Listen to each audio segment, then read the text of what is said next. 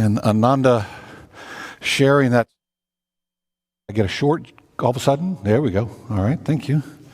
Reminds me, I think, is it next week that the Brazilian praise team is also going to be playing with you. So the taste this week of having that whole group with us again next week. So good morning to you all. Hope you've got your Bibles with you. If you want, you can even now start turning to Deuteronomy 31. Let's set the stage a bit. I don't know about you. Over the past year now, I do not know how many times I have caught myself thinking or saying these words out loud. I've never seen anything like this. How about you? I mean, an empty beltway? I mean, unbelievable. Closed down stores, sporting events with teams on the floor but no fans in the stands. People in long lines for food or, remember this at the beginning, toilet paper, how precious that seemed to be a commodity there for a while. Waiting in line for COVID tests, drive through for boxes of food, and now vaccinations. Over the course of this pandemic, and while we rejoice now that it appears to be drawing to an end, we acknowledge it's not yet over. And we've had times where restrictions have increased and then decreased, and in some places back and forth when things have flared up and the number of cases have climbed.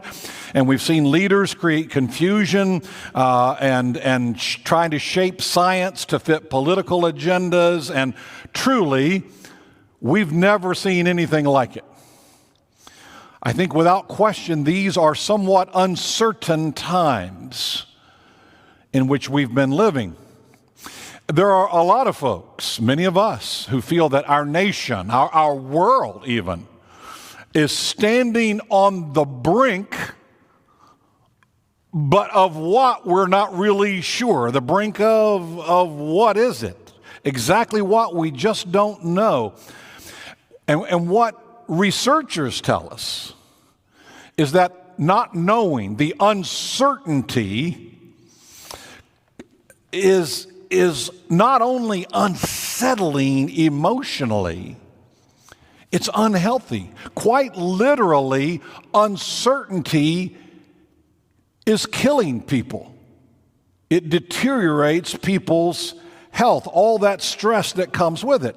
Some years ago, there was a group of researchers, Dutch researchers. They conducted an experiment. Just imagine this now. They got together a group of people. They split them in half, and here's what they told them in their separate orientations. One group was told, you're going to get 20 shocks. Now, these are not life-threatening shocks. They just hook you up, and they give you a little jolt. And they said, we're going to give you 20 of them, every 10 seconds, we're going to give you one, right, till it's over. The other group was told, look, you're only going to get 3 strong shocks like that and then 17 that are really weak.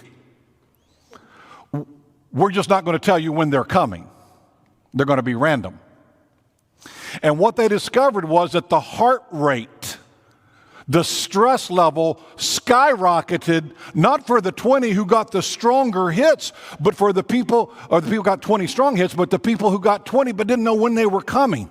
The uncertainty of what was going to happen made even a lesser event more painful.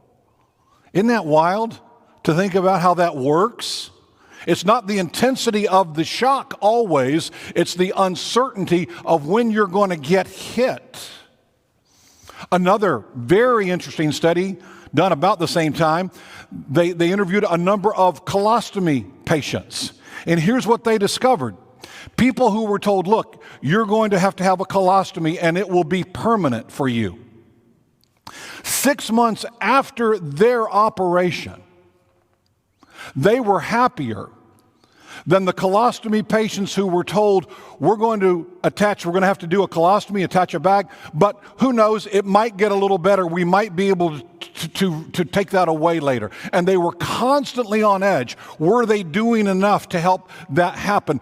Was there anything they could do to control that? And they couldn't, of course. It was really just a matter of physiology. And it would turn out to be more stressful for those who had a better chance of getting a slightly better outcome. The uncertainty weighs on people. And commenting on those studies, here's a message for you to chew on. Harvard psychologist Daniel Gilbert, he concluded this: an uncertain future leaves us stranded in an unhappy present with nothing to do but wait. Leave that quote up there for just a minute. It's not a Bible verse, it's a quote, but it hits on a truth that is very painful. It's as true today as it was a decade ago when those studies that I referenced were done. And I would say to you, I think it's just as true from 3,000 years ago when Moses stood before the people of Israel and basically said, look, little bit of bad news. I'm dying, and I'm not going to cross over into the promised land with you. You're going to have to go ahead without me. And the uncertainty of that. So here's the question I have for you. What are we supposed to do when so much of what we have known is now turned upside down? And we find ourselves saying, what do we do now? And what I want to do today is looking at Deuteronomy chapter 31. We're going to look for some guidance today from the scriptures. What do we do in the uncertain times as we face an uncertain future to avoid getting stuck in a very unhappy present? All right, so we're going to look for some guidance there. So if you've got your Bibles open, Deuteronomy 31, we're really going to focus on verses 1 through 8. I'm not going to read straight through it. You can keep it open if you would before you. We'll reference back and forth. But I want you to notice the very first thing is that if you want to deal with this uncertainty, you need to acknowledge the uncertain future. We just need to own it. We need to realize the future is not something we can know, by definition, exactly how it's going to all play out. We might know what the long term is, but we don't know every moment. And here you have Moses as he's speaking to the people of Israel. He's an old guy, folks, at this point. He's an old dude. He has worn out, been wandering in the desert along with these stubborn generation that had to pass away as they were wandering in the wilderness. And he stands up as they are on the cusp of crossing the Jordan and into the promised land, and he tells them what some, I am sure, already suspected. Verse 2, he says, I'm 120 years old today. Now, it's been a while since you've heard anybody say that, but Moses said, I'm 120 years old today. I am no longer able to go out and come in. The Lord has said to me, you shall not go over this Jordan. Now, I'm guessing that there were people in the inner circle who'd been watching Moses' physical deterioration who were not shocked by this. But I'm pretty sure when he stood before the people of Israel and the great Moses says, I'm not going over, I'm about to die, that there was a collective gasp. Oh my goodness, what will we do now? And frankly, could he have broken such news at a more inopportune time? I mean, here they are. They're at the edge of the river. They're going to cross over that whole promised land that's been promised and promised and promised. That land that was promised to Father Abraham, Isaac, and Jacob somewhere around 500 years earlier. I mean, they've been waiting 500 years. And here Moses has brought them out of Egypt, and he's led them through the wilderness and right up to the river. But before they can call this promised land their own, they were going to have to still cross the river, fight the battles, take the walled cities, there were a lot of unknowns ahead. An uncertain future threatened to leave them stranded in an unhappy present with nothing to do but wait. They're looking at a very difficult time. Wow. You know what that reminds me of? Today. Because here's the deal. Unlike a lot of people, I still subscribe to a printed newspaper. I know it's really old-fashioned, but what can I say? I like to touch it. I like to read it. That's the way it is. And every day when I open the newspaper these days, there's almost always a front page article in addition to several inside of the paper that are seeking to answer the question, what are we going to do now? What are we going to do now? What does post-pandemic, post-vaccination life look like in my town, in my state, in my occupation, in my country, and in this world? What are we going to do now? Will we ever feel normal again? You see, the unhappy present for us includes the ongoing uncertainty around COVID and its variants, societal shifts that have taken place over the last 18 months to a little further out, worries about what's church going to be like post-pandemic, fears and worries and burdens around racial stress and the search for justice, the voting rights of people of color, reading right now every day updates about the trial surrounding the death of George Floyd, the trial of Chauvin. And then on top of that now, we have the mass murder of Asian American women. And what's even weirder, it's related in some bizarre way to the distorted sexuality of a young man who was raised by an apparently good family in a very committed church environment. That kind of freaks some of us out. It's unsettling. That's a lot. And while we might think that the righteous response to a lot of those things is fairly clear, there's a lot of uncertainty about whether people in general and our society are really committed to doing what's right. And Moses, in a similar situation, stands in front of the people of Israel, and he does not want them to wait around in confusion, stuck in an unhappy present. He does not want them to muddle around, stuck, weighed down in the mire of the unknown. Instead, he calls the people together, and in the presence of all of them, he gives a charge, a command, a series of instructions to his successor, Joshua. And here's what he says. Look at verses 7 and 8. Be strong and courageous, for you shall go with this people into the land that the Lord has sworn to their fathers to give them, and you shall put them in possession of it. It is the Lord who goes before you. He will be with you. He will not leave you or forsake you. Do not fear or be dismayed. Now, I want you to keep your Bible open to that passage because we're going to keep referring back to it. You see, part of what makes uncertainty so stressful, potentially debilitating for some people, is that uncertainty pushes hard against a couple of the pillars on which life and faith rest. And it's almost like Samson in the old days, bringing down by pushing against the columns. In a way, uncertainty is pushing against these pillars.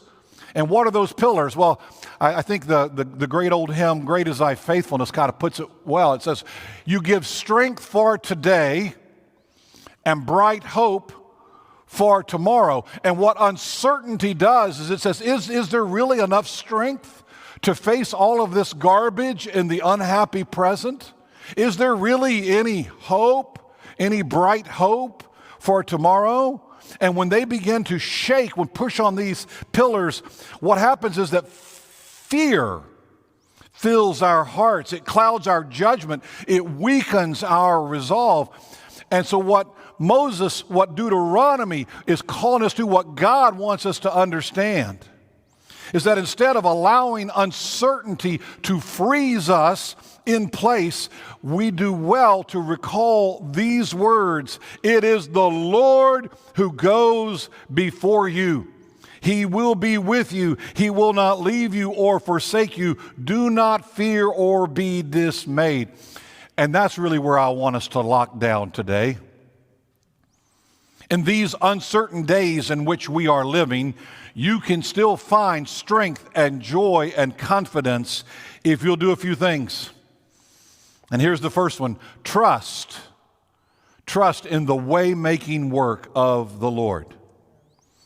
It says, I am the Lord who goes before you. Who is this Lord?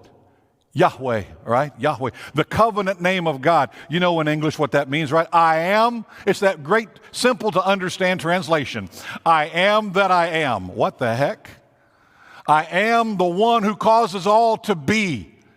Moses says, what is your name? God says, it's Yahweh. I am that I am that I am, the eternal God, the great I am.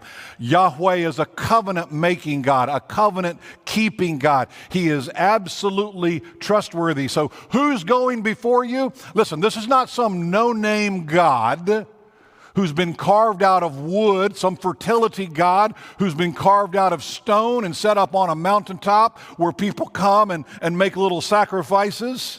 This is the God who brought everything into being. I am the one who causes all to be that is. That's another way of translating that name. I am that I am.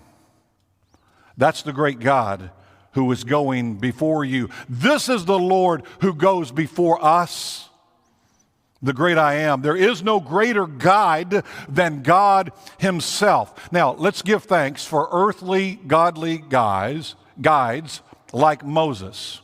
He had been Israel's guide, a little bit of a shepherd. He had been Joshua's mentor. It was Moses that we all see in the movies marching in front of Pharaoh, speaking God's word, saying, let my people go.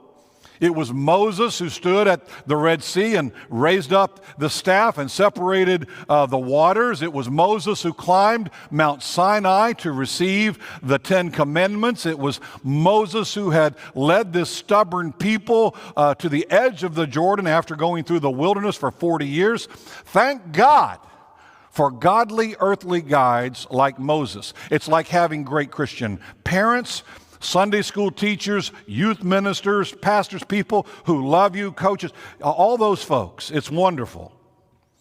Believing friends, godly neighbors, you name it. That's a blessing.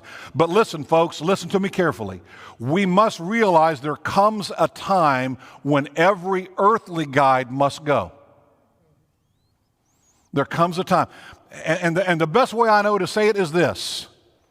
There comes a time in your spiritual life and mine when the spiritual training wheels have got to come off. Think about it this way with me. This is so common sense. So common sense. Do you ride a bike with training wheels so that you'll always be able to ride a bike with training wheels? No, you ride a bike with training wheels to get you used to a certain feel and a certain motion so that eventually the training wheels can come off as you grow up and take responsibility and begin to make your way forward. This is the purpose of the earthly guides that God gives us so that we can move forward unassisted, just like you take the training wheels off. Earthly guides are given for a season to help us grow, but not to make us dependent on the earthly guides. Look to the Lord who goes before you. Now, you might think that I'm hurting my own occupational security here, because a part of what I'm saying is there comes a time when I'm not here. Listen, do me a favor. Some of you, I don't even have to ask this favor. I already know it won't happen, but for those of you who like me, when I'm gone from here, when I either retire or the Lord takes me home, whatever happens, all right, Please don't run around quoting me. Run around quoting the Bible that you learned to handle well in the time I spent with you. That is my greatest joy. Go beyond. And you know, the greatest blessings I receive today in this church family, some of the greatest blessings, are when other people in this church are leading and blessing me. And I don't just mean Paula and Jonathan as other preachers. There are certain elders, there are certain younger folks who, because of the passion of their walk with Jesus, they inspire me, they encourage me. That's what we do for one another. But you got to outgrow the training wheels, my friends. So I just want to say this, remember this, it really was not Moses who led the people out of Egypt, right? It was God. Moses didn't say, let my people go. Moses said, I speak for God who demands, let my people go. When they went out in the wilderness, Moses wasn't out there with his little compass and his map. It was the pillar of fire and the cloud, right? That was God's very presence. It was, to use a phrase from our military, it was, and the police too, I think, use this phrase, it was God who was first through the door. It wasn't Moses. God led the way. Moses just a guide to follow God. All right? So let's understand what's taking place here. So when Moses is about to step aside, they didn't have to worry. It was the Lord God who would lead them. The Lord God. In the New Testament, Jesus is called the first fruits of the resurrection. He was first. He's not to be last. The promise for us as God's people is that we experience resurrection through Christ our Lord. That's the Easter promise. We're coming up on a couple weeks here. We're going to be marking the big day, right? But the fact is, we are Easter people. We live in the power of the resurrection. That's God's promise.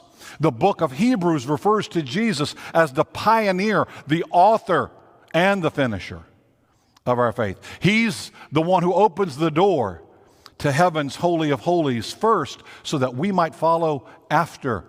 God is guiding. Jesus is guiding. So when you are feeling uncertain, don't just look to your earthly guides, please. Remember that it is the Lord who goes before you. He makes a way. And wherever God guides, He provides. Wherever God leads, He will make a way to get there, and He will make a way to sustain you there. Trust that. Trust the way-making work of God. The second thing we need to do is to rest in the presence of our Lord. This is the next piece of guidance. It says, He will be with you. He will not leave you or forsake you. This morning, as I was doing sermon review, as I often do, I put on Spotify, I listen to Christian music, just kind of in the background as I'm preparing myself, and I heard Matthew West singing The God Who Stays. So if you're a Spotify user, need a little encouragement today, just jot that down, listen to it on the way home. Matthew West, The God Who Stays. He will not leave you nor forsake you. Now, why is this so important in Deuteronomy? Well, the ancient world, these folks kind of believed that their gods were provincial gods. They were territorial gods. They were tied to a place. And so in their mind, to move to a different foreign land was to take up residence in some other god's backyard. It was an act of spiritual trespassing. It was seriously scary to some of them. Now, before you think, well, that's just ancient, superstition and stuff, do understand that the Bible talks about spiritual warfare and gives support to the idea. There are places you're doing battle.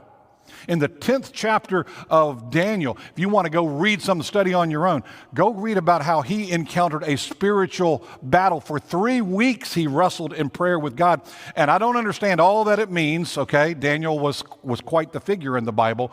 But he talks about it took the archangel Michael coming to assist him to get victory over what he called the princes of Persia, some demonic evil forces in that region that were hard to do battle against. Listen, you might be sitting there thinking, Pastor, what are you talking about? That's a scary thing if that's what you're saying right now. Because you need to understand the spiritual world is a real world. If not, why are we here? I was debriefing this with Pastor Larry, and he pointed me to a podcast. A gentleman said basically this. He said, believers today get more information about Satan and demons from popular media than they get from their church and their Bible. They want to watch all kinds of TV shows about demons and demonology and supernatural. It's amazing the names even of the shows, right? But we start talking about that in church, and they're talking, religious craziness. No. Spiritual warfare is very real. Remember that Jesus himself once encountered a man who was inhabited by a multitude of evil spirits. They called him Legion because of that. And when God, in the presence of Jesus says, I'm going to expel these spirits, this poor man who's been, demon possessed, and the Gospel of Mark tells us in chapter 5, verse 10, that those evil spirits begged Jesus earnestly, don't send us out of this country. Very interesting. They seem to feel right at home where they were geographically. Don't know what that's about, but they evidently were not inclined to leave. It's a very interesting thing to think about when you think about the way they understood spiritual powers in their day. And I was thinking about this with places. It has been my privilege to travel and stand in a lot of remarkable places over the years. The Garden of Gethsemane, the Temple Mount,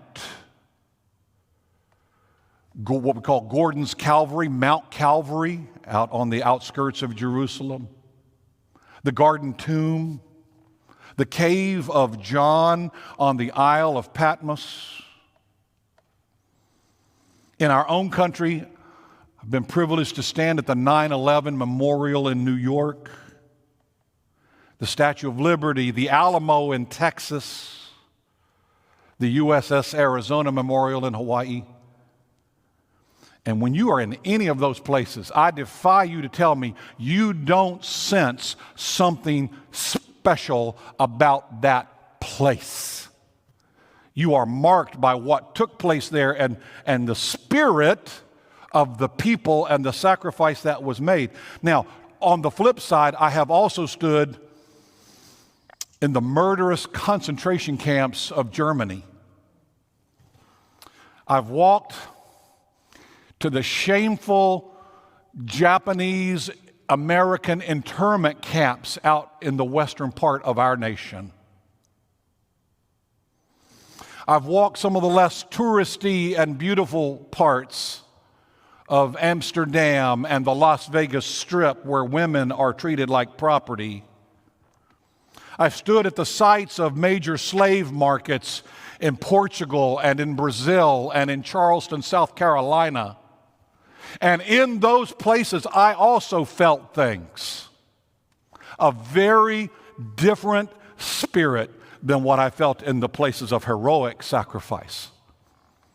A spirit of oppression, a spirit of pain, a spirit of wounding. Is it just because of the emotion of history, or is it because there is a spiritual resonance that occurs when we reflect on what has taken place in certain places? So, you see, in Deuteronomy, it would have been natural in that era as Joshua and those ex-slaves who have come out of Egypt, now they're coming to wonder if God would go with them victoriously into this land of Canaan's gods. Could the one who has brought them safe thus far actually get them home, cross that border with them into this new geographical area? Had they forgotten who this God was already? Had they forgotten that they carried the seat of their God, right? The Ark of the Tabernacle. Had they forgotten what that was all about? The very tabernacle itself, the tent that they pitched with the Holy of Holies, all they had to do was lift their eyes to the center of the camp and see that their God was with them. Had they forgotten? Had they forgotten that? So listen, when you feel uncertain, You do not need to worry that the God who has brought you safe thus far cannot get you to the next step. He absolutely can and does. And for us who are believers in Christ, we don't have to look to the center of camp and look for a tent. We can look down at our chest. If we need a physical reminder, we think about God living in our heart.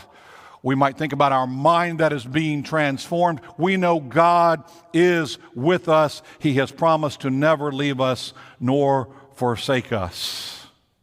And unlike what the ancients believed about their little gods, the God that we serve, Father God Yahweh, does not tie himself down to a single location. He ties himself to people like you and me. Throughout the Old Testament Pentateuch, he talks about himself as the God of Abraham, Isaac, and Jacob. People. He doesn't say, I'm the God of Goshen. He doesn't say, I'm the God of Egypt. When he uses the term Israel, that's the people of Israel. Our God is not tied to a piece of land. He is tied to the people. And for us today, we are tied to what the preachers of old used to call the scarlet thread, right? The blood. It is how we are brought into the family of faith, the blood, the sacrifice of Jesus Christ. And if you've placed your faith in Jesus, you rest in the assurance that he will never leave you, he will never forsake you. Listen, God does not run before you so that he can run away from you later. That is not what happens. He goes with you.